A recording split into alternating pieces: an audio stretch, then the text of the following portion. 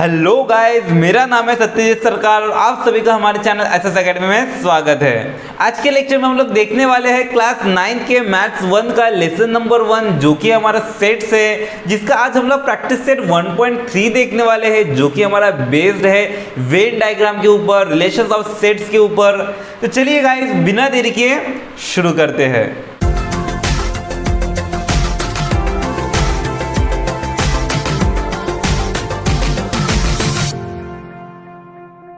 तो गाइस, अगर आप चैनल में नए होंगे तो चैनल को सब्सक्राइब कर दीजिए, वीडियो अगर पसंद आता है तो वीडियो को लाइक कर दीजिए और बेल आइकन को जरूर दबा दीजिएगा लेटेस्ट नोटिफिकेशंस के लिए। तो गाइस, सबसे पहले अगर आप लोगों ने इसके प्रीवियस लेक्चर्स को नहीं देखे होंगे तो उसका लिंक आपको डिस्क्रिप्शन में मिल जाएगा, आप वहां से देख सकते हैं, जहां पे मैंने ऑलरेडी बताया है कि सेट्स क्या होता है, उसको लिखने के तरीके कौन से हैं और साथ ही साथ उसके टाइप्स क्या क्या है। तो गाइस, आज हम लोग देखने वाले हैं कि सेट्स को हम डायग्रामेटिकल फॉर्म में किस तरह से बनाते हैं और साथ ही हम लोग देखने वाले सबसेट क्या होता है, कॉम्प्लीमेंट ऑफ सेट क्या होता है, यूनिवर्सल सेट क्या होता है। तो चलिए गाइस, बिना देरी के हम लोग शुरू करते हैं हमारा आज का टॉपिक। तो चलिए गाइस, सबसे पहले हम लोग हमारा वेन डायग्राम देखते हैं। क्या बोले यहाँ पे हम लोग को, A British logician John Wayne was the first to use closed figure to represent sets. Such representation are called Venn diagram. इसका मतलब क्या हुआ, क्या बोले कि एक ब्रिटिश लॉजिशियन था, मतलब कि मैथमेटिशियन था, जिसने सबसे पहले हमारे जो सेट्स है तो उसको उसने क्लोज फिगर के अंदर पुट कर दिया। मतलब मेरे पास सेट्स के अंदर जो भी एलिमेंट रहेंगे उसने क्लोज फिगर बनाया और उसके अंदर डायरेक्टली पुट कर दिया, तो वो एक पिक्चर फॉर्म में बन गया, मतलब एक डायग्रामेटिकल फॉर्म में दिखने लगा, जिससे हम लोग को सेट समझने में और ज्यादा इजी होने लगा। तो ये जो फिगर रहता है इसको हम लोग क्या कहते हैं, वेन डायग्राम कहते हैं। मतलब हमारे जो भी सेट्स की एलिमेंट है उसको हम लोग एक क्लोज फिगर के अंदर डायरेक्ट पुट कर देंगे और पुट करने के बाद हमारे पास जो भी एक फिगर बन जाएगा वो हमारा क्या रहेगा, सेट। मतलब एक लिखने का एक नया तरीका हो चुका है। इसके पहले हम लोगों ने सेट को लिखने के ऑलरेडी दो तरीके देखे थे, जो कि हमारा लिस्टिंग मेथड था और रूल मेथड था। अब ये एक और मेथड है जिसको हम लोग क्या बोलते हैं, वेन डायग्राम। क्लियर है। अब यहाँ पे देखिए इसको लिखते किस तरह से एग्जैक्टली, तो मैंने कुछ एग्जाम्पल लिख के रखा है। जैसे एक एग्जाम्पल लिया मैंने, एक सेट लिखा A = 2 4 6 8 10 12, ठीक है। अब एक सेट है जिसके अंदर एलिमेंट दिख रहा है कुछ इस तरह से। अब इसको हमको वेन डायग्राम में बनाना है तो फिर हम लोग क्या करेंगे, डायरेक्टली क्लोज फिगर बना देंगे। अब वो क्लोज फिगर कोई भी शेप का हो चलेगा। आपको अगर मैंने इलिप्टिकल शेप बनाया मतलब आप इलिप्टिकली बनाएंगे ऐसा नहीं, आपको स्क्वायर बनाना है स्क्वायर बना सकते हैं, ट्राइंगल बनाना तो ट्राइंगल बना सकते हैं, रेक्टेंगल बनाना तो रेक्टेंगल बना सकते हैं, कैसा भी फिगर बनाइए चलेगा। वो बस हमारा क्या होना चाहिए, क्लोज फिगर होना चाहिए, ओपन फिगर नहीं होना चाहिए। नहीं तो पता चलेगा आपने ऐसा बना दिया ओपन हो गया, ये मेरा वेन डायग्राम का फिगर बना के क्लोज फिगर हुआ क्या, नहीं हुआ। तो मेरा फिगर हमेशा क्या होना चाहिए, क्लोज होना चाहिए। अब इसके बाद हम लोग क्या करते हैं, हमारे अंदर जितने भी एलिमेंट्स है उसको हम डायरेक्ट पुट कर देते हैं। कोई सीक्वेंस की जरूरत नहीं, आप कैसे भी पुट कर सकते हैं। जैसे हम लोग सेट के अंदर हमारा जरूरी है कि सीक्वेंस फॉलो हो, नहीं ना, तो वैसे इसके अंदर भी कोई जरूरी नहीं कि हमारा सीक्वेंस फॉलो, आप कैसे भी पुट कर सकते हैं। जैसे मेरे पास 2 4 6 8 10 12 था, मैंने पुट कर दिया 2 4 6 8 10 12, कैसे भी रैंडमली पुट कर दिया। पुट करने के बाद इसमें हमारा सेट का नाम क्या था, ए था, तो मैंने एक कोने में लिख दिया मेरा सेट का नाम, तो ये बन गया मेरा वेन डायग्राम। तो इस तरह का होता है हमारा वेन डायग्राम, जिसमें हम लोग कोई भी सेट को वेन डायग्राम में इस तरह से हम लोग शो कर सकते हैं। अब एक और एग्जांपल देख लेते हैं। जैसे मैंने एक और एग्जांपल लिखा, x such that x is an integer from -5 to 2।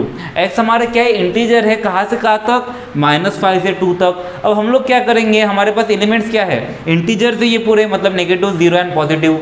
कहाँ से, रेंज क्या बोले, -5 से 2 तक के, मतलब एलिमेंट्स क्या रहेंगे, -5 -4 -3 -2 -1 0 एंड 1 एंड 2। तो हम लोग क्या करेंगे, हमारे पूरे के पूरे एलिमेंट्स रैंडमली पुट कर देंगे। क्लोज फिगर कैसा भी बनाया चलेगा। मैंने यहाँ पे क्या बना दिया, रेक्टेंगल बना दिया। अब हमारे सेट का नाम क्या था, बी था, मैंने एक तरफ में बी लिख दिया और हमारे पूरे के पूरे एलिमेंट इस तरह से पुट कर दिए। ये मेरा बन गया वेन डायग्राम। तो इस तरीके का हमारा वेन डायग्राम होता है। समझ गया होगा आप लोगों को। चलिए जल्दी से स्क्रीनशॉट ले लीजिए, इसके बाद अगला टॉपिक देखते हैं। तो चलिए गाइस, अभी हम लोग हमारे सबसेट के बारे में देखते हैं। क्या बोले यहाँ पे हम लोग को, If A and B are two given sets and every element of set B is also an element of set A, then B is subset of A। इसका मतलब क्या हुआ, तो इमेजिन कीजिए मेरे पास कोई तो भी एक सेट है A, ठीक है। अब उसके बाद एक और एक कोई तो भी सेट है मेरे पास B। अब हमारे पास जो सेकंड सेट B है उसके पूरे के पूरे एलिमेंट सेट A के अंदर दिख रहे हैं। तो फिर ये कंडीशन अगर बनता होगा तो फिर हम लोग बोलेंगे वो जो सेकंड सेट बी था वो मेरा ए का सबसेट है। मतलब अगर मैंने एग्जांपल लिया तो देखिए, इमेजिन कीजिए मेरे पास एक सेट ए है कुछ इस तरह से, और उसके अंदर एलिमेंट है 1 2 3 4 5 6 7 8 इस तरह से। ओके, अब मैंने बोला कि मेरे पास एक और सेट है बी जिसके एलिमेंट क्या है 2 4 6 8 इस तरह से। अब देखिए मेरे सेट बी के जितने भी एलिमेंट्स है वो सेट ए के अंदर दिख रहे हैं क्या? सेट बी में हमारे पास क्या था 2, सेट ए के अंदर है। सेट बी में मेरे पास क्या दिख रहा था 4, सेट ए के अंदर है। सेट सी बी में मेरे को 6 दिख रहा था वो भी सेट ए के अंदर है, और 8 दिख रहा था वो भी मेरा सेट ए के अंदर है। मतलब बी के जितने भी एलिमेंट है पूरे के पूरे एलिमेंट सेट ए के अंदर दिख गए। अगर ये कंडीशन बनता है तो फिर हम लोग यहाँ पे क्या बोलते हैं, then B is subset of A। इसका मतलब मैं यहाँ पे क्या बोलूँगा, B जो है वो मेरा A का क्या है, सबसेट है। अब इसको हम लोग लिखते किस तरह से, तो क्या बोले, which is symbolically written as B is subset of A। ये इस तरह से हम लोग लिखते हैं, ठीक है। अब यहाँ पे देखिए मैंने लिखा, अब जब इसी चीज को मैं जब सिंबॉलिकली लिखूंगा तो मैं क्या लिखूंगा, B is subset of A। अब इसको रीड भी करने का तरीका है, क्या है, it is read as B is a subset of A, या फिर हम लोग ऐसे बोलते हैं B सबसेट A। क्लियर है? तो इस तरह से हम लोग लिखेंगे। हमेशा याद रखिए कि जो मेरा छोटा वाला सेट है जिसके पूरे एलिमेंट बड़े वाले सेट के अंदर है वो सेट हम लोग पहले लिखेंगे। बहुत बार मैंने बच्चों को गलती करते हुए देखा है कि यहाँ पे उन लोग A सबसेट ऑफ B लिख देते हैं। A सबसेट ऑफ B लिखे तो वो मेरा क्या हो जाएगा, रॉन्ग। मेरा यहाँ पे क्या है, B is subset of A। क्यों?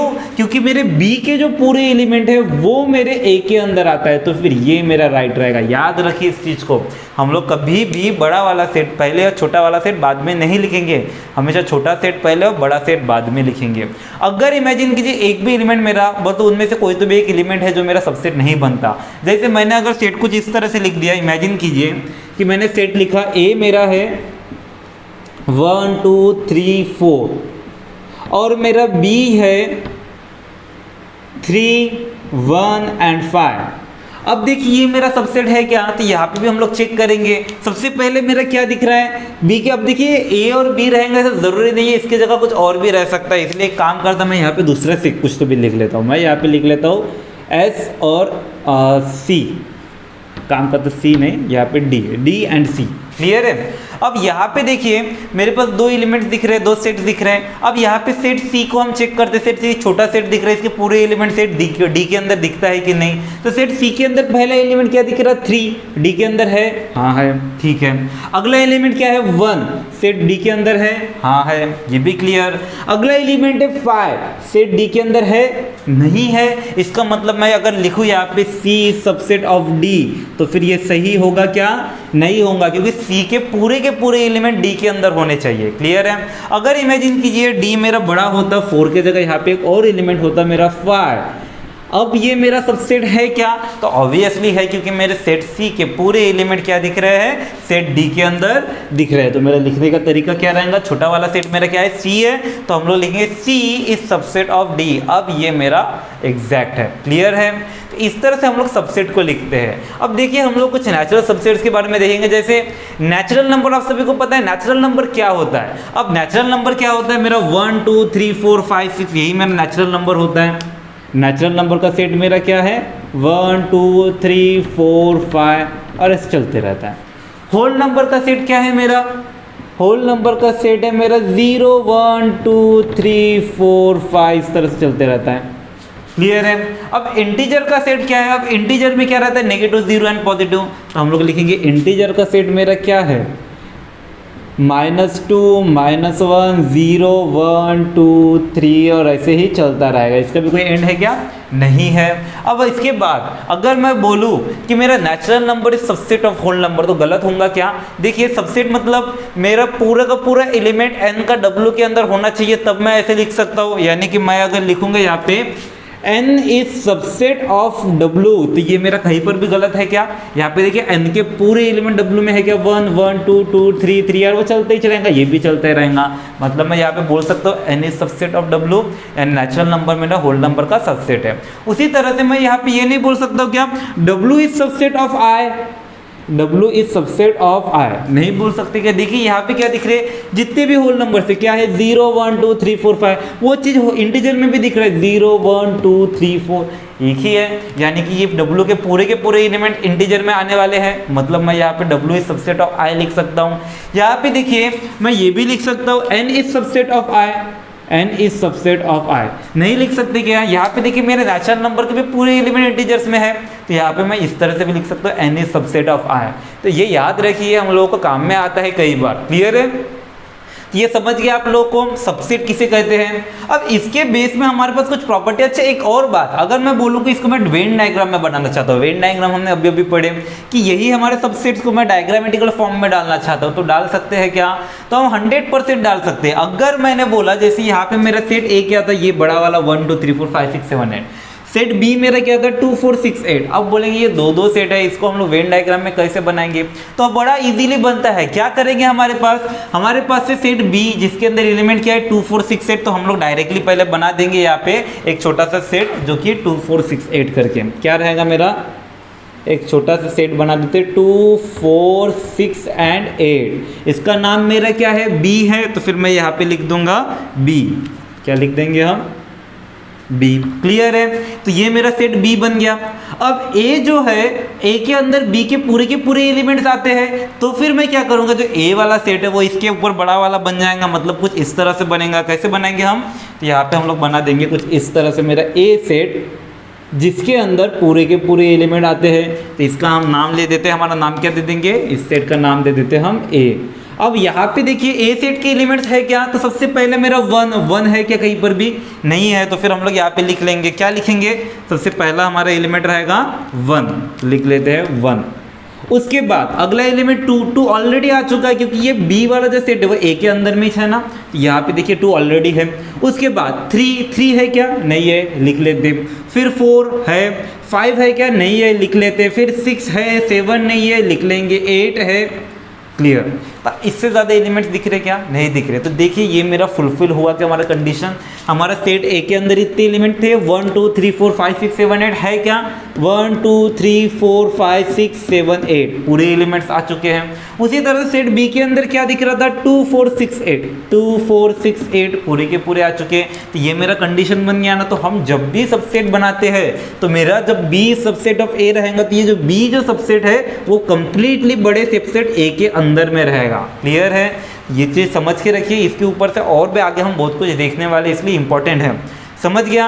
आपको ये चीज़ पता है कि आप जब आगे चल के गवर्नमेंट जॉब को अगर पढ़ाई किए ना, तो वहाँ पे भी आपको ये चीज़ मिलता है। तो इसी वजह से ये चीज़ बहुत ज़्यादा इंपॉर्टेंट होता है। हम जब रीजनिंग पढ़ेंगे तब ये चीज़ बहुत ज़्यादा देखने को मिलेगा।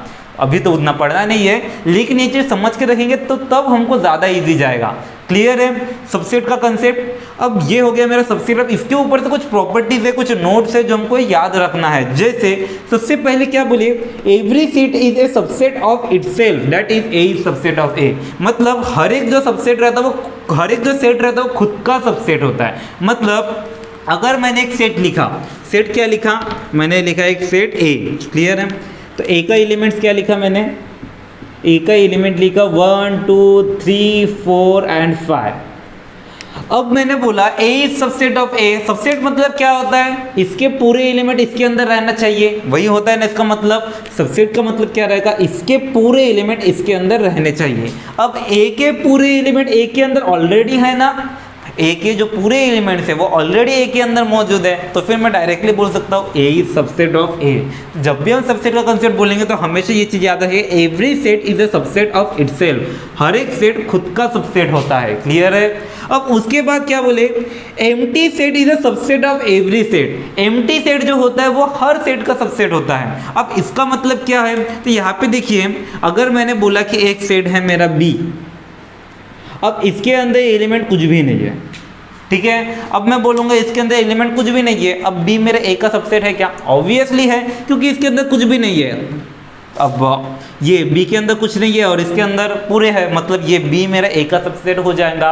उसी तरह से अगर मैं बी को किसी भी सेट के साथ कंपेयर करूँ, किसी भी सेट के साथ, तो यहाँ पे ये बी जो रहेगा वो किसी भी सेट का सबसेट होने वाला है। मैं उसके अंदर कोई भी एलिमेंट ले लूँ, अगर मैंने एक और एलिमेंट लिखा सी और उसकी सेट लिखा जिसके अंदर मैंने एलिमेंट दे दिया 5 10 15 20, अब यहाँ पे मेरा बी सबसेट ऑफ सी होगा क्या? ऑब्वियसली होने वाला है, क्योंकि यहाँ पे क्या दिख रहा है, बी के अंदर कुछ नहीं है, कुछ नहीं है मतलब यहाँ पे तो कुछ नहीं जरूर होगा, मतलब ये भी मेरा क्या हो गया, बी सबसेट ऑफ सी भी बोलूंगा तो भी चलेगा।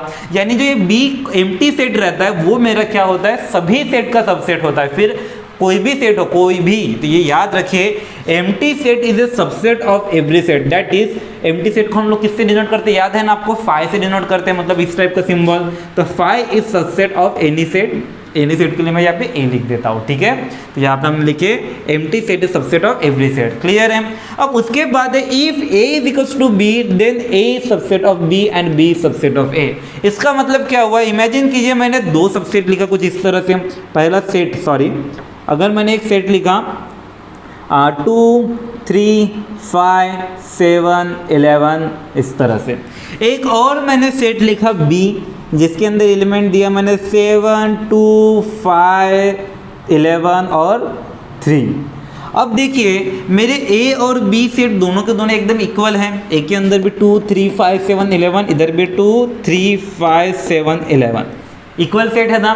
तो यहाँ पे अगर ए और बी मेरा इक्वल सेट है तो फिर ये दोनों को मैं एक दूसरे का सबसेट नहीं बोल सकता हूँ क्या? सबसेट मतलब A is subset of B, मतलब ए के पूरे एलिमेंट बी के अंदर होने चाहिए। ए के पूरे एलिमेंट बी के अंदर है क्या, चेक कर लेते हैं। ए के अंदर 2, इसके अंदर है 3 है, 5 5 है, 7 7 है, 11 11 है। ए के पूरे एलिमेंट बी के अंदर है, मतलब A is subset of B. उसी तरह से B is subset of A, B के पूरे एलिमेंट ए के अंदर है, मतलब B is also subset of A. तो ये भी प्रॉपर्टी याद रखिए, जब भी मेरे दो सेट इक्वल होते हैं तो वो दोनों सेट एक दूसरे के सबसेट भी होते हैं, याद रखिएगा ये चीज। अब इसके बाद अगर वो दोनों एक दूसरे के सबसेट होते हैं तो फिर वो दोनों से एक दूसरे के इक्वल होंगे। इसी का उल्टा, जैसे हमने देखे अगर इक्वल होते हैं तो दोनों एक दूसरे के सबसेट रहते हैं। अगर वैसे ही मैंने बोला कि ये दोनों सेट इक्वल नहीं है, लेकिन ए जो है वो मेरा बी का सबसेट और बी जो है वो मेरा ए का सबसेट है, इसका मतलब ए के पूरे एलिमेंट बी के अंदर है, बी के पूरे एलिमेंट ए के अंदर है, मतलब ऑब्वियसली ये दोनों इक्वल हो जाएगा ना। तो फिर हम लोगों ने बोले if A is subset of B and B is subset of A then A is equals to B. ये जो प्रॉपर्टीज है ये हम लोग एक दो मार्क के लिए अक्सर आ सकता है, इसके बेस पे क्वेश्चन है, क्वेश्चन इंपॉर्टेंट है, आपको एक्सरसाइज में भी दिखेंगे। समझ गया कि आपको ये नोट्स, तो ये पूरा का पूरा हमारा सबसेट का कंसेप्ट है, ये हमारे उसके बेस पे कुछ प्रॉपर्टीज है जो हमको अच्छे से याद रखना है। और ये चीज हमेशा याद रखिएगा कि हमारा जब भी हम सबसेट लिखते हैं तो हमारा जो छोटा वाला सेट है जिसके पूरे एलिमेंट बड़े सेट के अंदर है, तो छोटा सेट पहले लिखते हैं और बड़ा सेट बाद में लिखते हैं। अगर हम बड़ा पहले और छोटा बाद में लिखेंगे तो मेरा आंसर क्या हो जाएगा, गलत हो जाएगा। चलिए अगर आप इसका स्क्रीनशॉट लेना चाहते हैं तो ले लीजिए, इसके बाद अगला टॉपिक देखते हैं। तो चलिए गाइस अभी हमारा नेक्स्ट टॉपिक देखते हैं जो कि है यूनिवर्सल सेट। अब यूनिवर्सल सेट क्या होता है, तो देखिए हमारा पहले डेफिनेशन देख लेते हैं। क्या बोले, a set which contains all the set under consideration as subset is called a universal set. It is denoted by U in Venn diagram we represent a universal set by rectangle. अब इसका मतलब क्या हुआ, तो देखिए अगर imagine कीजिए हमारे पास बहुत सारे सेट्स है और वो सभी के सभी सेट एक किसी पर्टिकुलर बड़े सेट के सबसेट है, तो फिर हम लोग बोलेंगे कि वो जो बड़ा सेट है उसको हम यूनिवर्सल सेट। कुछ समझ में आया? देखिए इसका एग्जाम्पल की तरह समझते हैं। इमेजिन कीजिए आपका क्लास एक सेट है, ठीक है, आप 9th क्लास के हैं तो आपका क्लास एक सेट है, वैसे 10th क्लास का भी एक सेट होगा, 8 का भी सेट होगा, 7 का भी सेट होगा, 6 का भी सेट होगा। तो वैसे सभी क्लास का एक सेट बना लिया हमने। तो ये जितने भी सेट्स है ये पूरे के पूरे सेट्स एक बड़े सेट के अंदर आते हैं। वो बड़ा सेट मेरा क्या है, आपका स्कूल। तो आपके स्कूल जो बड़ा सेट है उसके अंदर ये पूरे के पूरे छोटे सेट्स है, तो ये आपका जो स्कूल है वो मेरा क्या रहेगा, यूनिवर्सल सेट्स। मतलब हमारे पास जितने भी सेट के ग्रुप रहेंगे तो उन सेट के ग्रुप में जो सबसे बड़ा वाला सेट रहेगा, जिस सेट के अंदर सबके सब मेरे क्या रहेंगे, छोटे वाले सेट रहेंगे, मतलब वो सभी छोटे सेट तो बड़े सेट के सबसेट रहेंगे। तो फिर हम लोग वो बड़े सेट को क्या बोलते हैं, यूनिवर्सल सेट कहते हैं। जैसे आपका स्कूल का एग्जांपल दिया, तो वैसे ही अगर मैंने आप लोगों को जैसे महाराष्ट्र का एग्जांपल दिया, महाराष्ट्र के अंदर बहुत सारे डिस्ट्रिक्ट्स हैं, ठीक है, तो ये सभी के सभी डिस्ट्रिक्ट क्या हो गए, महाराष्ट्र के सबसेट हो गए। तो वैसे ही अब महाराष्ट्र मेरा क्या हो जाएगा, अगर मैंने सिर्फ स्टेट की बात किया जिसमें डिस्ट्रिक्ट के रिलेशन देखे तो उसे महाराष्ट्र मेरा क्या हो जाएगा, यूनिवर्सल सेट हो जाएगा। तो वैसे ही अगर मैंने अपने पूरे इंडिया का बात किया तो इंडिया में देखिए बहुत सारे स्टेट्स है, ये सभी के सभी स्टेट्स जो है वो एक छोटे छोटे सेट्स है, और इन सभी सेट्स में सबसे बड़ा सेट क्या है, इंडिया, जिसके अंदर ये सबके सब सेट मेरे क्या है, उसके सबसेट है। तो ये सभी सब छोटे सेट्स मेरे क्या है, वो बड़े सेट के अंदर में आते हैं। तो वो बड़ा सेट जो इंडिया है वो मेरा क्या रहेगा, यूनिवर्सल सेट। वैसे वर्ल्ड के मामले में भी देख सकते हैं, अगर मेरा वर्ल्ड यूनिवर्सल सेट है तो उसके अंदर जो हमारे कंटिनेंट्स है वो मेरे क्या रहेंगे, उसके अंदर के सेट्स रहेंगे।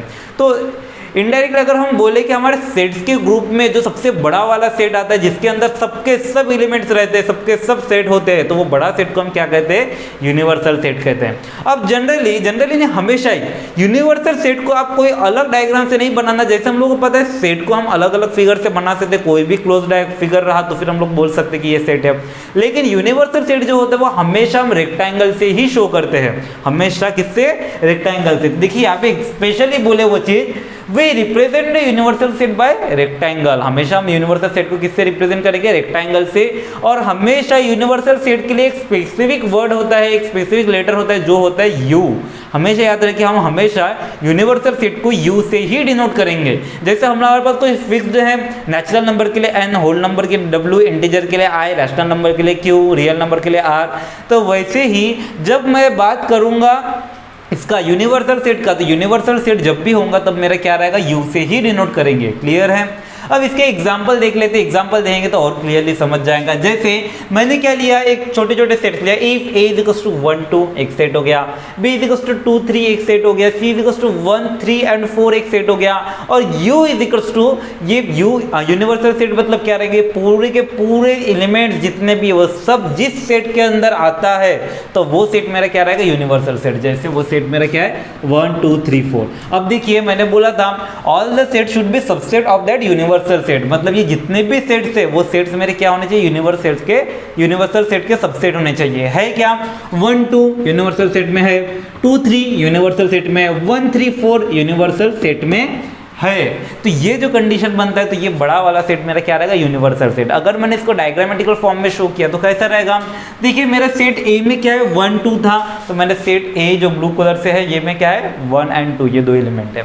उसी तरह से सेट बी में क्या था, 2 एंड 3। अब देखिए 2 एंड 3, ये 2 मेरा ए में कॉमन है और ये मेरा 3 हो गया।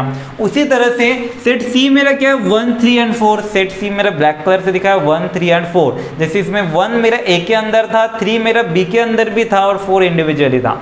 लेकिन यूनिवर्सल सेट जब रहेगा तो ये सबके सब एलिमेंट उस सेट के अंदर आ जाएंगे, मतलब ये जितने भी सेट थे ये सभी सेट के जो पूरे के पूरे एलिमेंट जिस सेट के अंदर आता है उसको हम यूनिवर्सल सेट कहते हैं। क्लियर है आपको यूनिवर्सल सेट का कंसेप्ट? अब इसके बाद हमारा होता है कंप्लीमेंट ऑफ ए सेट। अगला टॉपिक जो है हमारा कंप्लीमेंट ऑफ ए सेट क्या है, ये भी एक इंपॉर्टेंट चीज है। क्या है, suppose U is an universal set if B subset of U then set of all elements in U which are not in set B is called the complement of set B। It is denoted by B dash or B complement. अब इसका मतलब क्या हुआ, तो imagine कीजिए मेरे पास एक set है U कुछ इस तरह से, और जो कि मेरा क्या है, एक यूनिवर्सल सेट है। इसी वजह से मैंने इसको कैसे डिनोट किया, रेक्टेंगल से डिनोट किया।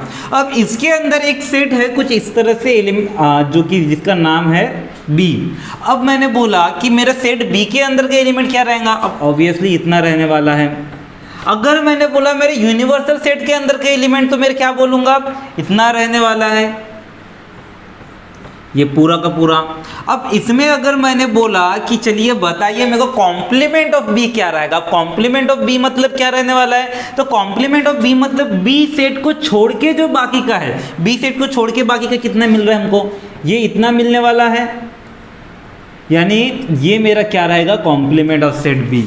तो इसका मतलब क्या है, जब मैं यू सेट की बात करता हूं तो वो पूरा का पूरा आ जाता है, जब मैं स्पेसिफिक उस सेट की बात करता हूं तो सिर्फ उतना आता है। लेकिन जब मैं कॉम्प्लीमेंट ऑफ दैट सेट बोलूंगा तो उस सेट को छोड़ के बाकी के जितने भी रहते हैं यूनिवर्सल सेट के अंदर, तो वो मेरा क्या होता है, कॉम्प्लीमेंट ऑफ दैट सेट होता है। अब इसको देखिए एग्जाम्पल देखेंगे तो और अच्छे से समझ जाएगा। जैसे मेरे यहाँ पे देखिए एग्जाम्पल लिखा मैंने, क्या लिखा, if U is equals to 1 2 3 4 5 6 7 8 9 10। मेरे पास एक यूनिवर्सल सेट है जिसके एलिमेंट इस तरह से, और उसके अंदर एक और छोटा सेट है A जिसके अंदर एलिमेंट्स कुछ इस तरह से 2 4 6 8 10। अब यहाँ पे देखिए मैंने अगर इसको वेन डायग्राम में बनाया तो किस तरह से बनेगा, तो वेन डायग्राम में पहले मेरे 2 4 6 8 10 छोटा सेट बना लेते हैं, 2 4 6 8 2 4 6 8 10। क्लियर है? अब यूनिवर्सल सेट के अंदर ये पूरे एलिमेंट आएंगे तो क्या रहेगा, पहले 1 लिखे, 2 इसके अंदर था एक तो मिल गया, 3 4 5 6 7 8 9 10 इस तरह से बन गया। अब मैंने बोला कि चलिए मेरे को बताइए कि ए सेट का कॉम्प्लीमेंट क्या रहेगा। ये मेरा ए सेट हो गया अंदर वाला, ये मेरा यू सेट हो गया पूरा वाला। मैंने बोला ए सेट का कॉम्प्लीमेंट मतलब इस यूनिवर्सल सेट के अंदर ए सेट को छोड़ के बाकी के जो एलिमेंट्स रहेंगे वो मेरा क्या रहेगा कॉम्प्लीमेंट। मतलब ए सेट को छोड़ के एलिमेंट क्या क्या दिख रहा है मेरे को, 1 दिख रहा है तो हम 1 लिखेंगे। अब उसके बाद क्या दिख रहा है, अगला दिख रहा है 3 तो हम 3 लिखेंगे। उसके बाद क्या दिख रहा है 5 तो हम 5 लिखेंगे। उसके बाद दिख रहा है 7 तो 7 लिखेंगे। उसके बाद दिख रहा है 9 तो हम 9 लिखेंगे। ज़रूरी नहीं है मैंने सीक्वेंस में लिखा करके आपको भी सीक्वेंस में ही लिखना, आप उलट पलट भी लिख सकते हैं क्योंकि हमको सेट्स में पता है, हमको एलिमेंट से मतलब है आगे पीछे रहे तो कोई फर्क नहीं पड़ता। तो यहाँ पे देखिए ये मेरा हो गया कॉम्प्लीमेंट ऑफ सेट, क्योंकि ये जो एलिमेंट्स थे वो सेट ए के अंदर थे क्या, नहीं थे। समझ गए आप। अब इसके बाद हम लोग देखेंगे एक और एग्जांपल जिसमें देखिए मेरे पास देखिए एक यूनिवर्सल सेट देखिए 1 2 3 4 अप टू 10। अब उसके बाद एक सेट ए है जिसके एलिमेंट्स क्या है 2 3 4, हमने ले लिए ए सेट के एलिमेंट 2 3 एंड 4। एक सेट बी है जिसके एलिमेंट है 4 5 एंड 6, हमने ले लिए 4 5 एंड 6। और एक सेट सी है जिसके एलिमेंट 8 एंड 9। क्लियर है। अब उसके बाद यूनिवर्सल सेट में मेरे पास एलिमेंट क्या है 1 2 3 4 5 6 7 8 9 10। 1 गिवन नहीं थे एक भी सेट में, हमने बाहर डाल दिए। 2 3 4 5 6 7 नहीं था कहीं पर भी अंदर के सेट में, हमने बाहर डाल दिए। 8 9 और 10 भी नहीं था तो हमने बाहर डाल दिए। तो ये हो गया मेरा सेट का फिगर वेन डायग्राम। अब इसमें अगर मैंने बोला कि चलिए हमको ए सेट का कॉम्प्लीमेंट बताइए, तो ए सेट का कॉम्प्लीमेंट क्या होने वाला है, तो ए सेट का कॉम्प्लीमेंट क्या रहेगा हमारा सेट ए को छोड़ के बाकी का जितना भी। अब सेट ए के अंदर क्या है 2 4 एंड 3 है, तो इसको छोड़ के बाकी का जितना भी है वो मेरा क्या रहने वाला है ए सेट का कॉम्प्लीमेंट। तब ए इसको 2 4 और 3 को अगर हमने छोड़ दिए तो हमारे पास क्या रहता है, हमको क्या मिल रहा 1 7 एंड 10। उसके बाद 5 6 8 एंड 9। देखिए ये भले ही 5 6 8 9 दूसरे किसी सेट में है, लेकिन हमको ये क्या बोले ए का कॉम्प्लीमेंट बोले। अब ए का कॉम्प्लीमेंट मतलब बस हमको ए के अंदर नहीं रहना चाहिए, उसके बाद किसी भी सेट के अंदर हमको कोई फर्क नहीं पड़ता, सिर्फ ए के अंदर नहीं रहना चाहिए तो हमारा काम हो जाएगा। तो यहाँ पे देखिए हमारा ए के अंदर नहीं है, मतलब वो बाकी के पूरे जो है वो मेरा क्या है ए का कॉम्प्लीमेंट हो गया। उसी तरह से अगर मैंने बी का कॉम्प्लीमेंट पूछा तो बी का कॉम्प्लीमेंट क्या रहेगा। अब बी सेट के अंदर एलिमेंट है 4 5 एंड 6, मतलब 4 5 6 को छोड़ के बाकी के जितने भी एलिमेंट है वो मेरा क्या है बी का कॉम्प्लीमेंट। जैसे क्या दिख रहा है मेरे को 2 3 1 7 8 9 एंड 10, तो हम लोग लिखेंगे 2 3 1 7 8 9 एंड 10। तो ये मेरा क्या हो गया बी का कॉम्प्लीमेंट। उसी तरह से अगर मैंने बोला सी का कॉम्प्लीमेंट, तो सी का कॉम्प्लीमेंट क्या रहने वाला है, तो सी एलिमेंट को छोड़ के क्या है 8 और 9 को छोड़ के बाकी के जितने भी है वो मेरा क्या रहेगा सी का कॉम्प्लीमेंट रहेगा। मतलब क्या रहने वाला है 2 3 1 7 4 5 6 एंड 10। तो ये मेरा क्या रहने वाला है सी का कॉम्प्लीमेंट। अब इसके बाद एक और चीज रहता है डबल कॉम्प्लीमेंट। अब डबल कॉम्प्लीमेंट मतलब क्या रहेगा, अभी जैसे मैंने बोला, इमेजिन कीजिए मैंने एग्जांपल दिया कुछ इस तरह से यहाँ पे कि ये मेरा एक यूनिवर्सल सेट है। अब इसके अंदर मैंने एक और छोटा सेट बनाया कुछ इस तरह से, ये मेरा यूनिवर्सल सेट था। अब इसके अंदर मैंने एक और सेट बनाया जो कि मेरा कुछ इस तरह से बना, ये सेट ए, ठीक है। अब मैंने बोला ए का कॉम्प्लीमेंट क्या है, तो ए का कॉम्प्लीमेंट के लिए हमको क्या करना पड़ेगा, ए सेट को छोड़ के निकालेंगे। अब ए सेट को छोड़ के क्या मिलने वाला है हमको, तो ये जो रिमेनिंग जो पोर्शन बचेगा सेट ए को छोड़ के ये जो रिमेनिंग पोर्शन है मेरा ये, तो ये मेरा क्या रहेगा कॉम्प्लीमेंट रहेगा। ये मेरा क्या रहने वाला है ए का कॉम्प्लीमेंट, हम लोग लिखेंगे इसका ए का कॉम्प्लीमेंट। अब मैंने बोला ए का कॉम्प्लीमेंट मिल गया, अब ए का डबल कॉम्प्लीमेंट निकालिए। अब ए का डबल कॉम्प्लीमेंट क्या मिलने वाला है, यानी कि ए डैश को छोड़ के, कॉम्प्लीमेंट मतलब उस चीज को छोड़ के, मतलब वो डैश देने का मतलब क्या है, उस चीज को छोड़ के बाकी का पूरा। अब जब मैं ए को ए डैश दे रहा, ए मेरा ये सेट है, ए डैश दे रहा था तो ए को छोड़ के लिख रहे थे। अब मैंने बोला ए डबल डैश फाइंड कीजिए, क्या बोला ए डबल डैश फाइंड कीजिए। अब ए डबल डैश फाइंड करना मतलब मेरे को ए डबल डैश को छोड़ के बाकी का एलिमेंट, अब ए डैश को छोड़ के बाकी का एलिमेंट। अब ए डैश को छोड़ देंगे तो क्या मिलने वाला है, तो ए डैश बोले तो क्या है ये बाहर वाला हिस्सा, उसको छोड़ के अगर हमने देखे तो हमको क्या मिलने वाला है, ये अंदर वाला हिस्सा मिलने वाला है ना। तो ये जो रहेगा ये मेरा क्या रहेगा ए डबल डैश रहेगा। अब यहाँ पे देखिए मेरा ए और ए डबल डैश क्या रहता है हमेशा सेम रहता है, इससे हमको पता चलता है। तो हमेशा ये भी एक प्रॉपर्टी है जो हम देखेंगे आगे में कि हमारा कोई भी सेट और उसका डबल कॉम्प्लीमेंट हमेशा क्या होता है, इक्वल होता है। ठीक है, मतलब मेरा ए सेट ये था, ए कॉम्प्लीमेंट अगर बोलेंगे तो इसको छोड़ के बाहर वाले, और ए डबल कॉम्प्लीमेंट मतलब इसका अगेन कॉम्प्लीमेंट करेंगे तो इसको छोड़ के बाकी के, इसको छोड़ के बाकी के, मतलब वापस उसी सेट के अंदर घुस रहे, मतलब वो मेरा डबल कॉम्प्लीमेंट हो गया। क्लियर है? तो इस तरह से देखिए हमारा ये यूनिवर्सल सेट था, कॉम्प्लीमेंट ऑफ सेट था। इसके ऊपर से कुछ प्रॉपर्टीज बताए हमको कॉम्प्लीमेंट सेट के, जैसे सबसे पहले क्या बोले, no element are common in A and A dash. A और ए डैश में कोई भी एलिमेंट कॉमन हो सकता है कि आप ऑब्वियसली ए सेट मेरा अंदर वाला और ए कॉम्प्लीमेंट मेरा बाहर वाला, मतलब इनमें कुछ भी कॉमन होने के चांसेस है क्या, नहीं है। मतलब मेरा याद रखिए हमेशा कोई सेट और उसका कॉम्प्लीमेंट हमेशा क्या रहता है, एक भी एलिमेंट उसकी इक्वल नहीं रहते। अब उसके बाद A is subset of U and A dash is also subset of U। हमेशा मेरा A और A dash दोनों के दोनों क्या रहेंगे, U के सबसेट रहेंगे। मतलब जैसे मेरे A ये जो एलिमेंट है इसके पूरे के पूरे एलिमेंट U के सबसेट है, उसी तरह से मैंने जब A dash की बात की, A dash मतलब सेट A को छोड़ के बाकी के पूरे, सेट A को छोड़ के बाकी का पूरा, लेकिन वो पूरे भी किसके अंदर है, U के अंदर में आते हैं ना। मतलब मेरा A और A dash दोनों के दोनों क्या रहेंगे, U के अंदर में आएंगे, मतलब ये दोनों के दोनों यूनिवर्सल सेट के सबसेट होते हैं। क्लियर है? अब इसके बाद complement of set U is an empty set U dash is equals to 5। अब यहाँ पे अगर मैंने बोला यूनिवर्सल सेट मतलब ये पूरा का पूरा होता है। अब मैंने बोला यूनिवर्सल सेट का कॉम्प्लीमेंट बताइए। अब यूनिवर्सल सेट का कॉम्प्लीमेंट मतलब अब यूनिवर्सल सेट मेरा पूरा का पूरा होता है। अब यूनिवर्सल सेट को अगर मैंने छोड़ के बोला तो कुछ सेट मिल रहा क्या हमको, यूनिवर्सल सेट को अगर मैंने छोड़ दिया तो बाकी का कुछ भी नहीं मिलने वाला। कुछ ना मिलने का मतलब वो क्या रहेगा, 5, क्योंकि ये इमेजिन कीजिए मेरे ये यूनिवर्सल सेट ये पूरा का पूरा। अब मैंने बोला कॉम्प्लीमेंट ऑफ U, अब कॉम्प्लीमेंट ऑफ U मतलब U को छोड़ के बाहर का। अब U को छोड़ के अगर बाहर का बोले मतलब ये बाहर का क्या है, कुछ भी तो नहीं है हमारे पास, कुछ भी एलिमेंट मिलने वाला है क्या, नहीं मिलने वाला। इसका मतलब वो मेरा कुछ ना मतलब क्या लिखते हैं हम, 5 लिखते हैं। तो वही बोले complement of set U is empty set. हमेशा कॉम्प्लीमेंट ऑफ हमारा यूनिवर्सल सेट क्या रहता है, एम्प्टी सेट, जिसको हम इस तरह से लिखते हैं U dash is equals to 5। Clear है? अब इसके बाद बोले complement of empty set is U, यानी empty 5 dash is equals to U। अब कोई भी सेट का, एम्प्टी सेट का अगर मैंने कॉम्प्लीमेंट बोला, अब एम्प्टी सेट का कॉम्प्लीमेंट बोले तो कैसे, इमेजिन कीजिए मेरे पास एक सेट कुछ इस तरह से है, ये मेरा है यूनियन सेट। अब इसके अंदर मेरे पास कुछ एलिमेंट्स है, जैसे मैंने बोला 1 2 3 4 5 6। अब मैंने बोला इसके अंदर एक और सेट है जो कि है हमारा B, जो कुछ इस तरह से है। ये इसके अंदर एक और सेट है जो कि है B, लेकिन इसके अंदर एक भी एलिमेंट नहीं है। ठीक है, ये B सेट है वो पूरा का पूरा क्या है, खाली है, मतलब वो क्या है, एम्प्टी सेट है। अब बताइए B कॉम्प्लीमेंट मेरा क्या मिलने वाला है। अब B कॉम्प्लीमेंट मतलब मेरा पूरा का पूरा यूनियन ही मिलने वाला है, इसमें कुछ भी छूटेगा क्या। तो यानी कि अगर मेरा B सेट एम्प्टी है तो उसका जब मैं कॉम्प्लीमेंट निकालूंगा तो पूरा का पूरा यूनिवर्सल सेट मिलने वाला है। तो यहाँ पे हम लोगों ने लिखे complement of empty set is U। हम जब भी हमारे एम्प्टी सेट का कॉम्प्लीमेंट निकालेंगे तो पूरा का पूरा U हमको जैसा कि वैसा मिल जाएगा। तो हमने इस तरह से लिख दिए। तो उम्मीद करता हूँ आपको हर एक कंसेप्ट समझ आ गया होगा। चलिए जल्दी से स्क्रीनशॉट ले लीजिए, इसके बाद हमारा प्रैक्टिस सेट देखते हैं। गाइस मुझे पता है कि हमारा बेसिस थोड़ा सा लंबा जरूर रहता है, क्योंकि हम लोग हर एक चीज को वो फुल डिटेल के साथ एक्सप्लेन करते हैं, एकदम फुल बेसिस के साथ देखते हैं, जिस वजह से हमारा थोड़ा सा लंबा जरूर बनता है। बट ये आपको बिल्कुल भी नुकसान नहीं देगा, क्योंकि हर एक चीज आपके काम में आने वाला है। बिकॉज आप बेसिक्स को अगर अच्छे से करके रहेंगे तो आपको एक्सरसाइज बहुत ही ज्यादा ईजी लगेगा।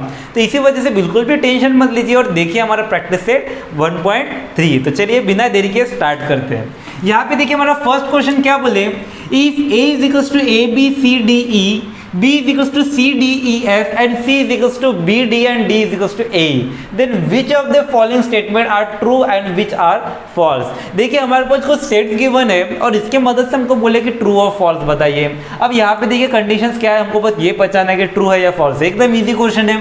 क्या बोले first question, C is subset of B। इसका मतलब क्या है, C के पूरे एलिमेंट B के अंदर होने चाहिए। है क्या, चेक करते हैं। सेट C कहाँ पे हमारा, ये रहा। क्या है इसके एलिमेंट, B एंड D। अब ये पूरे के पूरे एलिमेंट B के अंदर है क्या, B के अंदर देखिए मेरा B है, नहीं है, मतलब ये मेरा क्या हो गया, कंडीशन में फेल हो गया, मतलब ये मेरा क्या रहेगा, फॉल्स। तो हम लोग बिना सोचे समझे इसको क्या बोलेंगे, फॉल्स। क्यों है ये फॉल्स, क्योंकि मेरा C के पूरे एलिमेंट B के अंदर दिख रहे क्या, नहीं दिख रहे, इसका मतलब ये फॉल्स रहने वाला। अगला क्वेश्चन देखिए मेरा क्या बोले, ए इज सबसेट ऑफ डी। अब ए के पूरे एलिमेंट डी के अंदर है क्या? सबसेट का मतलब पता है ना कि ये पहले सेट के पूरे एलिमेंट दूसरे सेट के अंदर रहने चाहिए। पहले सेट का ए के पूरे एलिमेंट डी के अंदर है, ए के अंदर देखिए इतने सारे एलिमेंट, डी के अंदर सिर्फ 2 एलिमेंट, ए के पूरे डी के अंदर है क्या? नहीं है ऑब्वियसली। तो फिर हम लोग यहाँ पे क्या बोलेंगे, ये भी मेरा क्या हो जाएगा, फॉल्स हो जाएगा। क्लियर है। अब उसके बाद थर्ड देखते हैं, थर्ड क्या बोले, D is subset of B. अब डी के पूरे एलिमेंट बी के अंदर है क्या? अब डी सेट कहाँ पे मेरा, ये रहा A and E. B set कहाँ पे मेरा, ये रहा C D E and F. अब देखिए ई एलिमेंट तो इसके पास है लेकिन ए एलिमेंट है क्या? नहीं है। मतलब ये भी मेरा क्या होने वाला है, ऑब्वियसली फॉल्स होने वाला है। तो हम लोग डायरेक्टली लिखेंगे ये भी मेरा क्या है, फॉल्स। अब उसके बाद नेक्स्ट क्या दिख रहा है हमको, D is subset of A। मतलब D के पूरे एलिमेंट A के अंदर है क्या? D का एलिमेंट क्या है, A एंड E। अब ये D के एलिमेंट A के अंदर दिख रहा है क्या? A के अंदर A एंड E देखिए है मेरे पास। D के पूरे एलिमेंट क्या दिख रहे हैं, A भी है A के पास एंड E भी है मेरा A के पास। तो D के पूरे एलिमेंट A के पास दिख रहे हैं, मतलब ये मेरा क्या हो जाएगा, D is subset of A is true. Clear है। अब उसके बाद नेक्स्ट देखते क्या बोले, B is subset of A। मतलब B के पूरे एलिमेंट A के अंदर होने चाहिए। अब B का एलिमेंट क्या दिख रहा, C D E F A के अंदर है क्या? C D E लेकिन F मिसिंग है ना। यहाँ पे देखिए C D E तक मैच हो गया लेकिन F मैच हुआ क्या? F में एलिमेंट मिला कि मेरे को A के अंदर नहीं मिला। इसका मतलब ये मेरा क्या होने वाला है, फॉल्स होने वाला है। तो हम लोग यहाँ पे भी क्या बोलेंगे, ये भी मेरा क्या निकला, फॉल्स। क्लियर है। अब उसके बाद अगला क्या बोले मेरा, C subset of D। C के एलिमेंट D के अंदर है क्या? अब C के एलिमेंट क्या है, BD, D के अंदर है क्या? नहीं है। मतलब ये भी मेरा क्या निकला, फॉल्स निकला। तो फिर हम लोग इसको भी क्या बोल देंगे, फॉल्स। क्लियर है। तो इतने सारे में बस मैंने एक ही ट्रू निकला है और समझिए क्या आऊँगा आप लोगों को। देखिए सबसेट में हमेशा याद रखिएगा कि हम जब भी सबसेट बोलते हैं तब हम लोग इसका एलिमेंट इसमें है कि नहीं वो चेक करते हैं। ओके, ये याद रखिए कंसेप्ट और बस हमारा काम हो जाएगा। क्लियर है। अब उसके बाद देखिए हमारा नेक्स्ट क्वेश्चन क्या बोले हम लोग को, take a set of natural number from 1 to 20 as a universal set and show set X and Y using Venn diagram. अब यहाँ पे हमारे पास देखिए हमको वेन डायग्राम बनाने बोले, जहाँ पे हमको क्या बोले, हमारे पास नेचुरल नंबर है कहाँ से कहाँ तक, 1 से 20 तक, और वो मेरा क्या है, यूनिवर्सल सेट है। सबसे पहले तो हम लोग कहीं पर तो भी यूनिवर्सल सेट लिख देते हैं, यहीं पर लिख देते हैं। मेरे यूनिवर्सल सेट क्या बोले हम लोग को, 1 से 20 तक है। मतलब 1 2 3 4 ऐसे कितने तक जाने वाला है, अप टू 20 तक जाने वाला है। ये मेरा क्या है, यूनिवर्सल सेट। अब इसके बाद मेरे को क्या बोले, हमारे पास 2 सेट गिवन है एक्स एंड वाई, और इसको वेन डायग्राम में शो करना है। अब कैसे करेंगे, सबसे पहला क्वेश्चन देखिए, X such that x is belongs to N. मतलब एक्स मेरा क्या है, नेचुरल नंबर है, जहाँ पे एक्स के एलिमेंट्स कहाँ से कहाँ तक है, 7 से बड़ा एंड 15 से छोटा। इसका मतलब अगर मैंने इसको लिस्टिंग मेथड में कन्वर्ट किया तो फिर मेरे एलिमेंट्स क्या मिलने वाले हैं, ये कुछ इस तरह से दिखने वाला है। एक्स के एलिमेंट क्या मिलेंगे, 7 से बड़ा नेचुरल नंबर क्या है, 8 9 10, कहाँ तक के, 15 से छोटा मतलब 14 तक के जाने वाला है, 11 12 13 एंड 14। ये कंप्लीट हो गया, ये मेरा क्या है, सेट एक्स। क्लियर है। अब इसको मेरे को क्या करना है, वेन डायग्राम में शो करना है। अब वेन डायग्राम में कैसे शो करते हैं, अब सबसे पहले तो मेरे यूनिवर्सल सेट कुछ इस तरह से दिख रहा है, उसके अंदर मेरा सेट एक्स रहेगा। तो हम लोग पहले एक यूनिवर्सल सेट बना लेते हैं। यूनिवर्सल सेट कुछ इस तरह का मिलने वाला है हमको। देखिए मैं हाथ से बना रहा हूँ डायरेक्टली, आप स्केल वगैरह का यूज़ करके बनाइएगा एकदम अच्छे से। क्लियर है।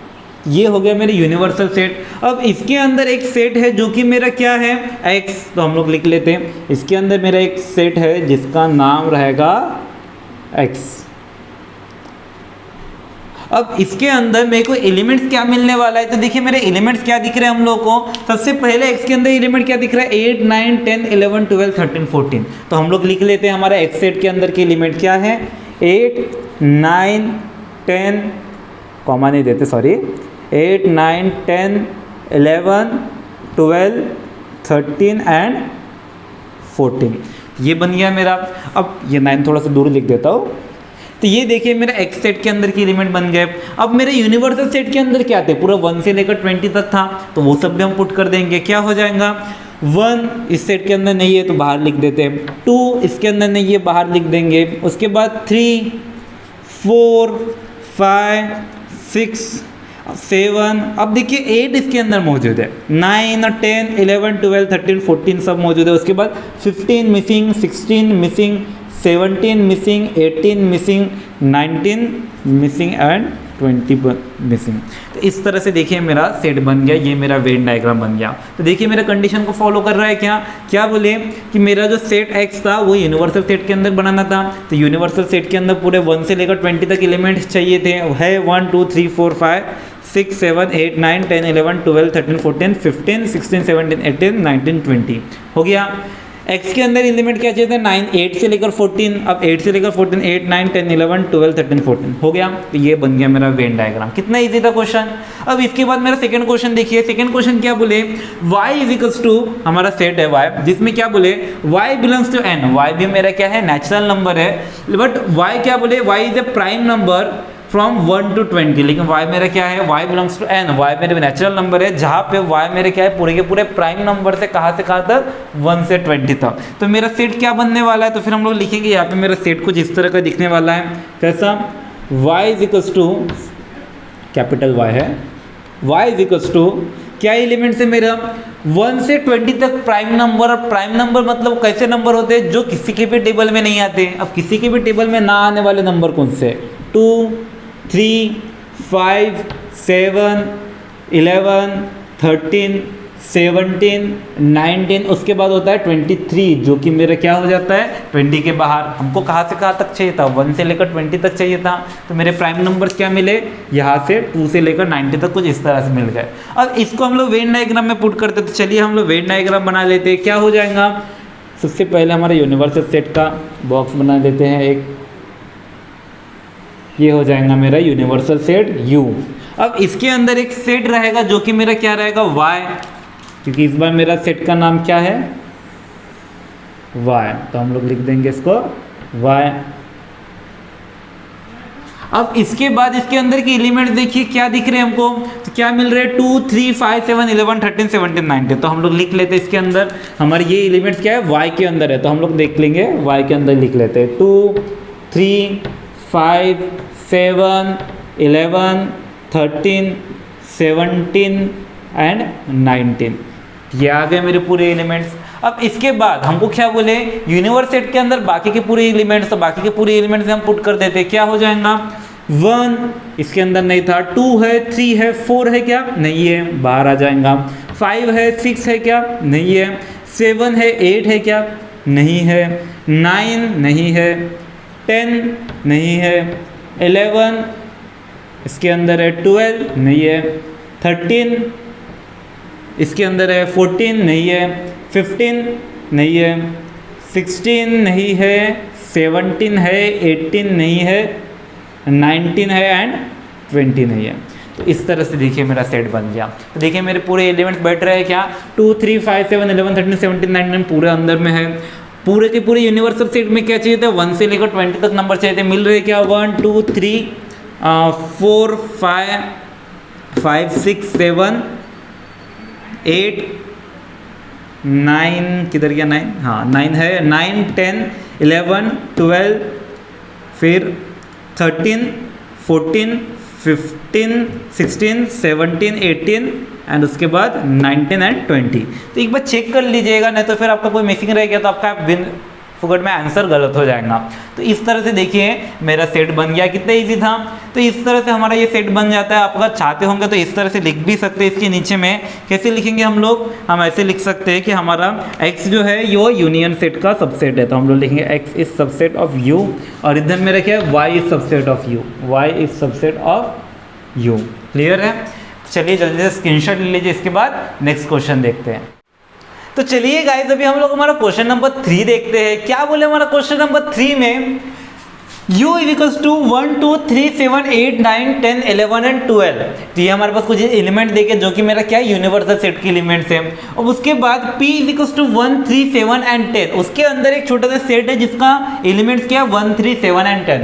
देन हमारे पास दो क्वेश्चन गिवन है। पहला क्वेश्चन है show that u p and p dash by Venn diagram. हमको u यूनिवर्सल सेट p और उसका कॉम्प्लीमेंट p डैश, इसको मेरे को वेन डायग्राम में शो करना है। और उसके बाद एक और बोले p dash dash of dash, मतलब पी कॉम्प्लीमेंट का अगेन कॉम्प्लीमेंट निकाले तो वो पी के इक्वल होता है। तो ये दोनों, ये मेरे को प्रूफ करना है। तो सबसे पहले हमारा फर्स्ट क्वेश्चन देखते हैं, क्या बोले यू पी और पी डैश को वेन डायग्राम में उतारना है। कैसे उतारेंगे, तो सबसे पहले हमारे पास लिख लेते क्या क्या गिवन है।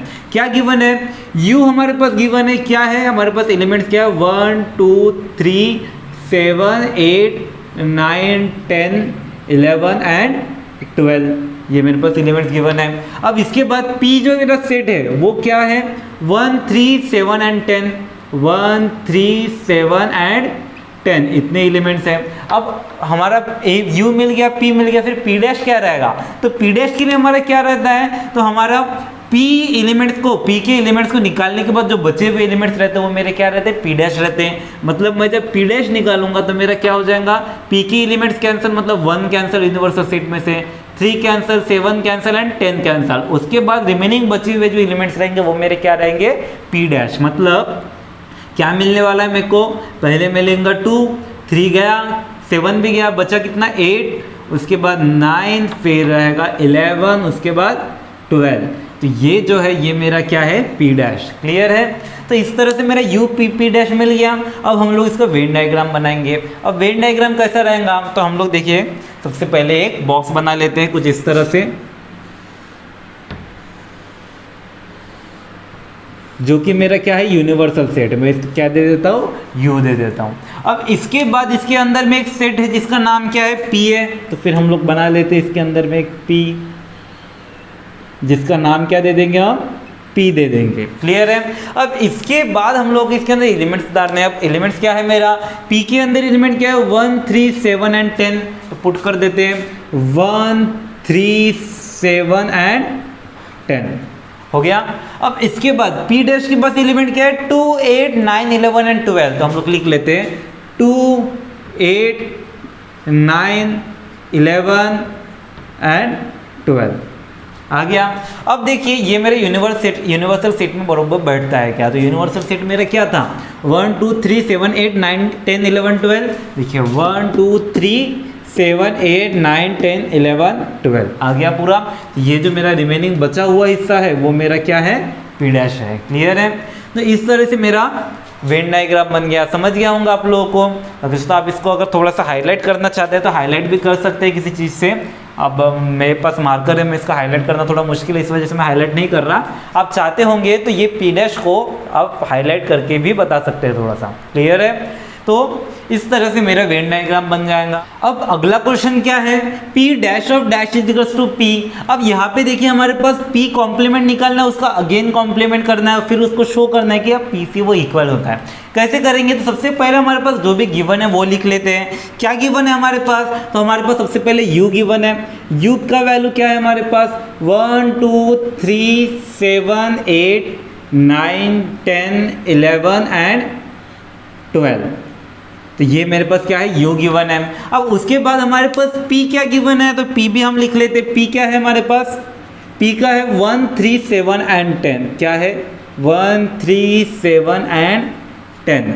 अब P निकल गया। अगला मेरे को क्या निकालना रहेगा, P कॉम्प्लीमेंट निकालेंगे, क्योंकि P कॉम्प्लीमेंट ऑफ कॉम्प्लीमेंट निकालेंगे। सबसे पहले P कॉम्प्लीमेंट निकालना पड़ेगा, अब उसके बाद अगेन से कॉम्प्लीमेंट करना पड़ेगा। तो सबसे पहले P कॉम्प्लीमेंट निकाल लेते हैं। तो P कॉम्प्लीमेंट कैसे निकालेंगे, तो हम लोग क्या करेंगे, यहाँ पे लिखेंगे P कॉम्प्लीमेंट। ऑलरेडी मैंने यहाँ पे प्रीवियस क्वेश्चन में निकाल के रखा है, वही पुट कर देते, क्योंकि सेट तो हमारे चेंज नहीं हुए, तो हम डायरेक्ट पुट कर देते। क्या है हमारे पास P कॉम्प्लीमेंट 2 8 9 11 एंड 12, 2 8 9 11 एंड 12, तो ये मेरा क्या हो गया P कॉम्प्लीमेंट। लेकिन मेरे को क्या चाहिए, P कॉम्प्लीमेंट का अगेन कॉम्प्लीमेंट चाहिए। तो फिर ये हमारा P निकल गया, तो इसको मैं पहले कुछ तो भी इक्वेशन दे देता हूँ, जिसको मैं इक्वेशन नंबर 1 दे देता हूँ। अब इसके बाद P कॉम्प्लीमेंट का अगेन कॉम्प्लीमेंट निकालेंगे, तो P कॉम्प्लीमेंट का अगेन कॉम्प्लीमेंट क्या होने वाला है, तो हम लोग लिखेंगे P कॉम्प्लीमेंट का अगेन कॉम्प्लीमेंट निकालने के लिए हमको यूनियन में से P कॉम्प्लीमेंट को हटा के चेक करना पड़ेगा। अब यूनियन मेरा इस तरह से था, इसमें से P कॉम्प्लीमेंट को हटा देंगे तो क्या मिलेगा, 2 हटा देंगे, 8 हटा देंगे, 9 हटा दिए, 11 हटा दिए और 12 भी हटा दिए। बचा हुआ मेरे पास क्या है यहाँ पे, तो बचा हुआ क्या मिल रहा, 1, उसके बाद 3, उसके बाद 7, उसके बाद 10, इसके अलावा और कुछ एलिमेंट है क्या, नहीं है। अब देखिए इसको मैं इक्वेशन नंबर 2 दे देता हूँ। अब देखिए यहाँ पे क्या दिख रहा है मेरे को, इक्वेशन 1 इक्वेशन 2, इक्वेशन 1 में क्या है P क्या है 1 3 7 10, इक्वेशन 2 में क्या है P डैश ऑफ डैश मतलब P कॉम्प्लीमेंट ऑफ कॉम्प्लीमेंट, क्या निकला 1 3 7 10, बिल्कुल सेम है। इसका मतलब मैं डायरेक्टली लिख सकता हूँ कि ये दोनों के दोनों मेरे क्या हो जाएंगे, इक्वल हो जाएंगे। देयरफॉर हम लिखेंगे देयरफॉर क्या हो जाएगा P is equals to P complement का अगेन कॉम्प्लीमेंट, कैसे हुआ, from equation number 1 and 2। Clear है। तो इस तरह से देखिए मेरा सॉल्व हो गया, इस तरह से हम इसको वेरीफाई कर देंगे। समझ गया होंगे आप लोगों को। इसके बाद देखिए हमारा नेक्स्ट क्वेश्चन देखते हैं, क्या बोले A is equals to 1 3 2 7 then write any 3 subset of A। हमको हमारे पास एक सेट गिवन है A इज इक्वल्स टू 1 3 2 7 इस तरह से, और हमको बोले इसका 3 सबसेट्स लिखिए अपने मर्जी से कोई भी। अब सबसेट मतलब क्या होता है, सबसेट मतलब इसके अंदर के जो छोटे वाले सेट रहते हैं उसको हम सबसेट कहते हैं। तो अपने मर्जी से हमको 3 सबसेट लिखना है, किस तरह से लिखेंगे, चलिए सबसे पहले मैं एक सबसेट कुछ इस तरह से बना देता हूँ। क्या लिखेंगे हम, the following sets are subset of set A, the following sets are subset of set A.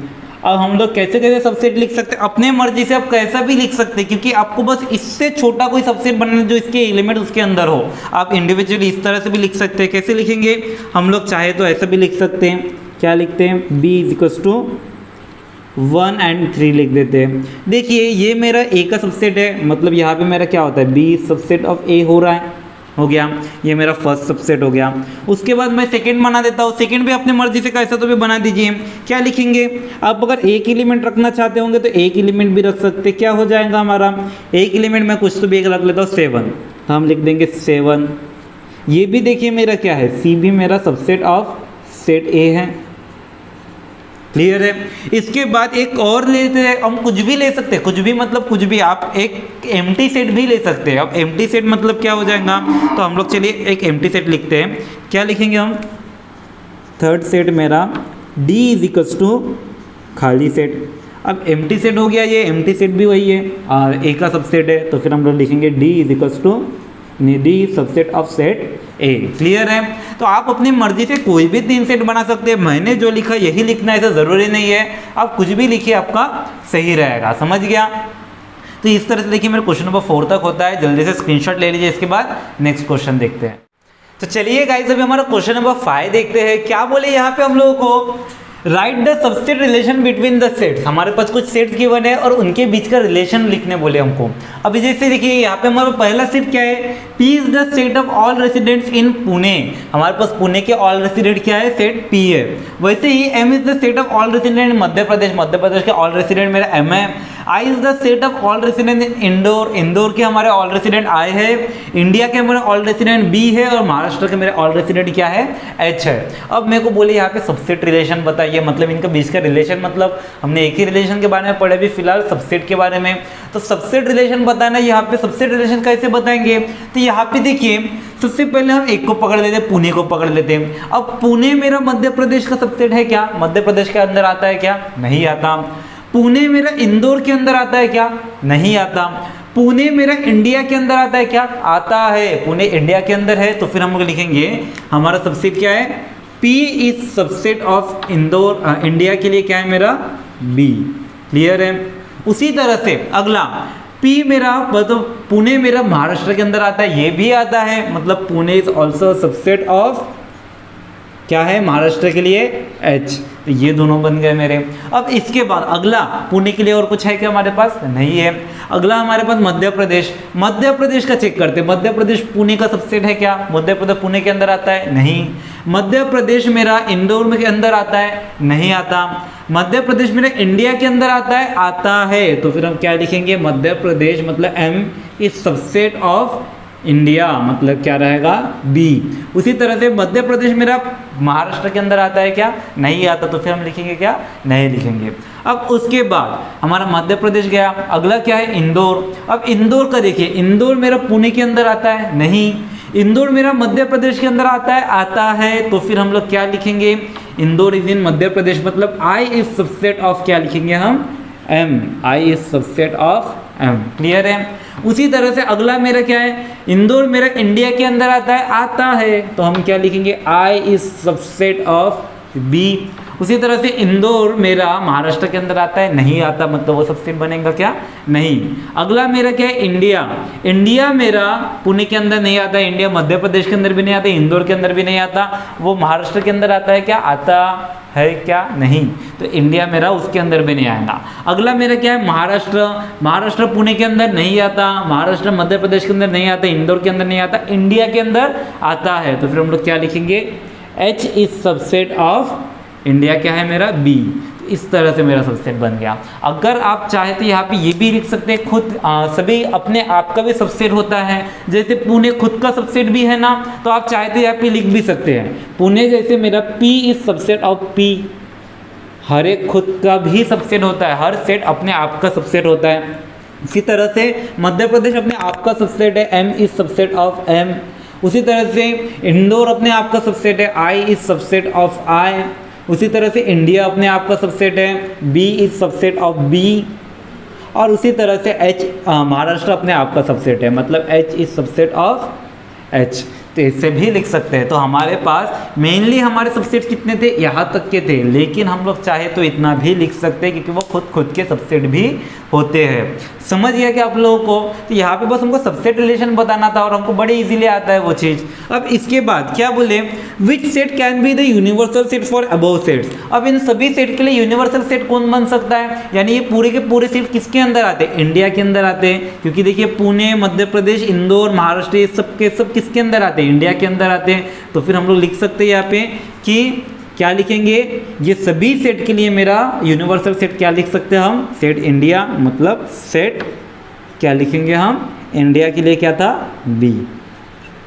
Clear है। तो इस तरह से देखिए मेरे ये क्वेश्चन सॉल्व हुआ, कितना इजी क्वेश्चन था।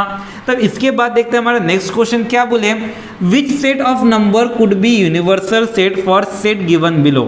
हमको बोले हमारे पास कुछ सेट्स गिवन है, ये सेट्स के लिए यूनिवर्सल सेट हमको फाइंड आउट करना है, मतलब हमको अपने मर्जी से यूनिवर्सल सेट बनाना है। अब कैसे बनाएंगे, तो देखिए हमारे पास क्या दिख रहा है, सबसे पहले कुछ सेट दिख रहा है। पहला सेट मेरा ए है, क्या बोले यहाँ पे, सेट ए के elements set of multiple of 5, ये सबके साथ मेरे क्या है 5 के मल्टीपल, तो मेरे सेट के एलिमेंट क्या बनेंगे, तो हम लोग लिखेंगे सेट ए के हमारे एलिमेंट्स क्या है, तो हमारे सेट ए के एलिमेंट से ए इज इक्वल्स टू 5 के मल्टीपल, 5 के मल्टीपल मतलब 5, 5 टू जो 10, 15, 20।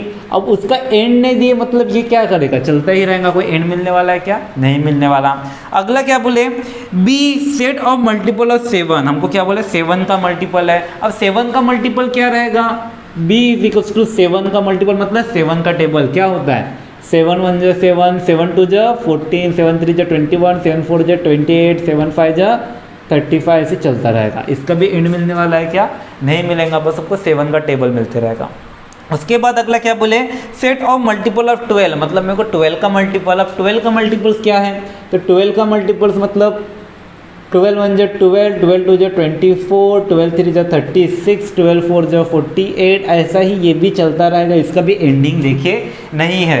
अब देखिए इन सभी सेट के लिए मेरे को एक यूनिवर्सल सेट ढूंढना है। अब इन सब सेट के लिए यूनिवर्सल सेट हम क्या लिख सकते हैं, तो देखिए हमारे पास जो नेचुरल नंबर है वो कहाँ से कहाँ तक रहता है, 1 से लेकर इनफाइनाइट नंबर, उसमें सभी नंबर आ जाते हैं 1 2 3 4, ये सब के सब नंबर उसके अंदर आ जाएंगे ना, मतलब नेचुरल सेट मेरा, नेचुरल नंबर का जो सेट है वो यूनिवर्सल सेट है इन सभी के लिए। होल नंबर का सेट भी इन सभी के लिए यूनिवर्सल सेट बन सकता है। उसी तरह से अगर मैंने बोला कि इंटीजर्स का सेट, वो भी इन सभी के लिए होल नंबर यूनिवर्सल सेट बन सकता है। अगर मैंने बोला रैशनल नंबर, तो वो भी इन सब के लिए यूनिवर्सल सेट बन सकता है। मैंने बोला रियल नंबर, तो वो भी इन सब के लिए यूनिवर्सल सेट बन सकता है। हम कुछ भी लिखे चलेगा, हमको बस बोले कि which set can be the universal set for above sets. तो हम लोगों को कोई तो भी एक सेट लिखना है, अब हम कुछ भी लिख सकते हैं। तो हम लोग क्या लिख लेते हैं, तो चलिए हम नेचुरल नंबर, होल नंबर और इंटीजर, इन तीनों को पकड़ के चलते हैं। तो यहाँ पे हम लोग लिखेंगे, क्या लिखेंगे, for the given set, for the given set A, B and C, क्या बोले, we can take क्या, किसको हम ले लेंगे, natural number, whole number, integer, ये सभी के सभी क्या है उसके लिए यूनिवर्सल सेट बन सकता है। तो हम लिखेंगे take natural number, set of natural number, set of natural number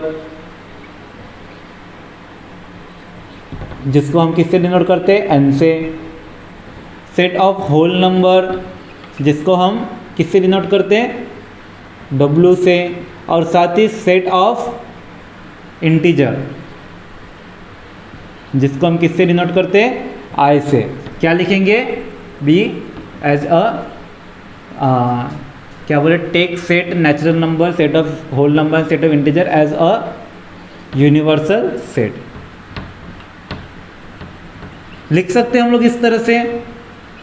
तो देखिए इन सभी के लिए हम लोग क्या बोल सकते हैं, हमारे natural number, whole number, integer, ये सब के लिए हम लोग एज ए यूनिवर्सल सेट करके हम लोग ले सकते हैं। क्लियर है। अब उसी तरह से सेकंड के लिए भी बोले, सेकंड के क्वेश्चन में क्या बोले हमको, हमारे पास पहले तो हमारे सेट्स लिख लेते, क्या है, तो हमारे पास सेट है P is a set of integer which are multiple of 4। हमारे P क्या है, इंटीजर से जो कि 4 के मल्टीपल्स है। 4 के मल्टीपल्स इंटीजर्स कौन से हैं, तो हम लोग लिख लेते हैं। क्या लिखेंगे हम लोग, सबसे पहले 4 के मल्टीपल्स मतलब 4 1 जो 4, 4 2 जो 8, 4 3 जो 12, 4 4 जो 16, ऐसे ही वो चलता रहेगा। एंड होने वाला है क्या, नहीं। उसी तरह से T मेरा क्या है, set of all even square number. Set T मेरा क्या है, set of all even number भी होना चाहिए और स्क्वायर नंबर भी होना चाहिए। अब इवन नंबर भी होना चाहिए, स्क्वायर नंबर भी होना चाहिए। स्क्वायर नंबर पता है जो किसी ना किसी का स्क्वायर होता है, जैसे 4, 2 का स्क्वायर है 1, 1 का स्क्वायर है, फिर 3 का स्क्वायर 9 होता है, 4 का स्क्वायर 16 है, 5 का स्क्वायर 25। लेकिन जो मेरे स्क्वायर्स है वो मेरे क्या होने चाहिए, इवन नंबर। मतलब सबसे पहला मेरा स्क्वायर नंबर 1 है, 1 आ सकता है क्या, नहीं, क्योंकि वो इवन नंबर है क्या, नहीं। अगला मेरा स्क्वायर नंबर क्या है, 4 जो 2 का स्क्वायर होता है, लेकिन 4 मेरा इवन नंबर है तो फिर हम यहाँ पे लिख लेंगे। उसके बाद अगला क्या है, 3 का स्क्वायर 9 होता है, 9 मेरा इवन नंबर है क्या, नहीं, मतलब नहीं लिख सकते हैं। उसके बाद क्या होता है, 16 जो मेरा इवन नंबर है। उसके बाद 25 नहीं हो सकता। उसके बाद 36 हो सकता है, इवन नंबर है। उसके बाद 49 नहीं हो सकता। उसके बाद 64 हो सकता है क्योंकि ये इवन नंबर है। ऐसे ही वो चलता रहेगा, उसका एंड होने वाला है क्या, नहीं। अब इनके लिए भी मेरे को वही हमको क्या निकालना है, बोले कि यूनिवर्सल सेट बताइए। अब यूनिवर्सल सेट देखिए ये सबके सब फिर से मेरे क्या है, नेचुरल नंबर के अंदर भी आते हैं, होल नंबर के अंदर भी आते हैं, इंटीजर्स के अंदर भी आते हैं। तो फिर हम लोग उसको एज ए यूनिवर्सल सेट करके ले लेते हैं। हम लोग लिखेंगे for the given set, same उसी तरह से लिखेंगे। क्या लिखेंगे, फॉर द गिवन सेट हमारे पास क्या है, P एंड T क्या बोले, वी कैन टेक किसको ले सकते हैं हम लोग, यूनिवर्सल सेट करके natural number, whole number, integers इन सबको ले सकते हैं। तो फिर हम लिखेंगे we can take set of natural number जो कि हम लोग किससे डिनोट करते हैं, n से, comma set of whole number जिसको हम लोग w से डिनोट करते हैं, and set of integer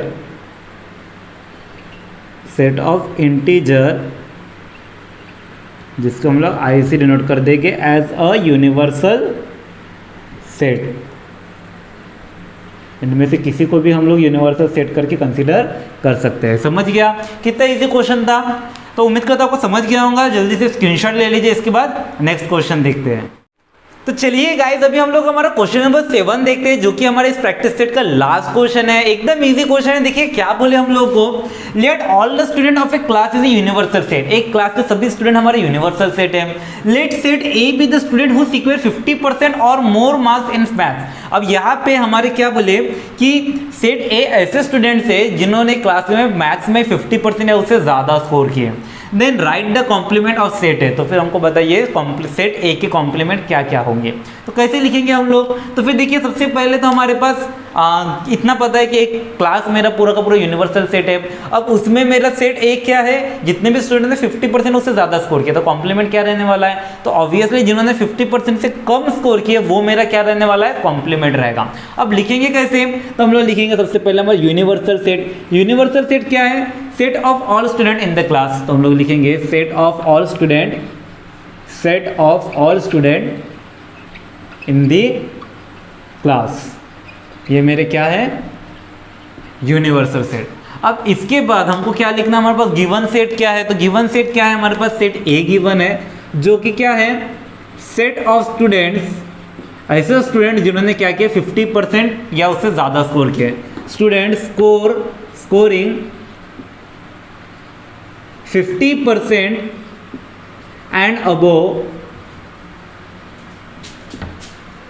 in maths from the, उनसे जो क्लास गिवन है वहाँ पे, फ्रॉम दी गिवन क्लास, जो क्लास गिवन है वहाँ पे 50% है उससे ज़्यादा मार्क्स स्कोर किए वो स्टूडेंट्स मेरे क्या है, सेट ए। तो फिर मेरा कॉम्प्लीमेंट क्या रहेगा, तो हम लोग लिखेंगे हमारा कॉम्प्लीमेंट ऑफ सेट क्या रहेगा, ऑब्वियसली जो मेरा 50% स्कोर नहीं किए, तो मतलब set of students scoring less than 50% in maths from the given class.